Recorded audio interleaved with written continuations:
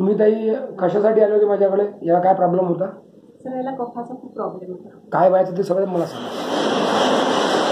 खोकला खूप जास्त यायचा, थोडासा श्वास भरायचा आणि जेवण पण काहीच करत नव्हतं. बरोबर. आणखी? आणि वारंवार याला 8 दिवसांना किंवा 10 दिवसांना ताप यायचा. तापीमध्ये सगळं सुस्त पडत होतं. हे सगळं किती दिवस, महिने चाललं, वर्ष चाललंय? नाही, वर्ष वगैरे नाही, 2-3 महिने चाललं असं. अच्छा. आणि मग बाकी डॉक्टरकडे घेऊन गेले. कोणाकडे? म्हणजे तुम्ही पेडिट्रिशियनकडे गेले? बरं. मग तर त्यांना आम्हाला काही आराम नाही पडला. असं होऊन जाईन करत होते. बरं.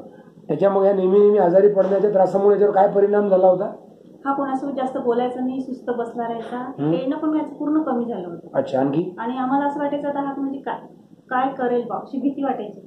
वीक झाला होता? थोडासा थोडं नाही, वीक म्हणजे पूर्ण वीक झाला होता. अच्छा. मेंटली पण वीक झाला होता.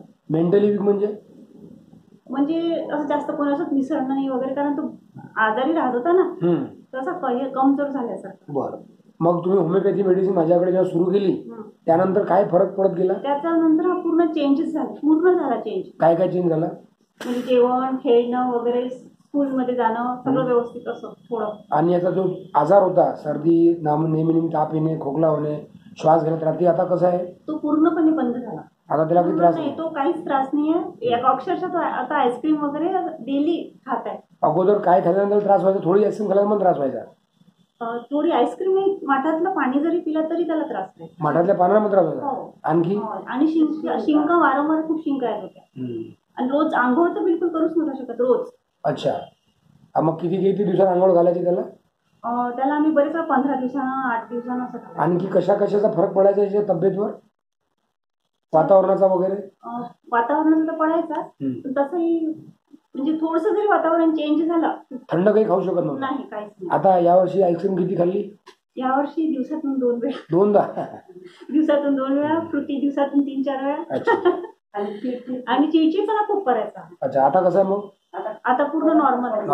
पूर्ण नॉर्मल. अच्छा. आता अगोदर लोकांशी संपर्क नाही साधायचा ना?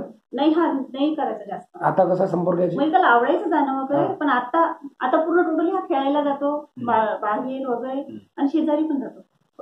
आता टोटली याची जे आजार होता तो पूर्णपणे बराच झाला, आणि तो पण चेंज झाला. म्हणजे त्याच्या स्वभावात चेंज झाला? हो, स्वभाव चेंज. आणि किती % आराम आहे त्याला सध्या?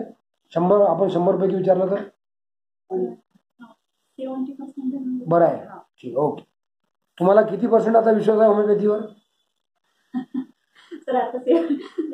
तुम्हाला होमिओपॅथिक मेडिसिनवर विश्वास किती % आहे? 90%. धन्यवाद.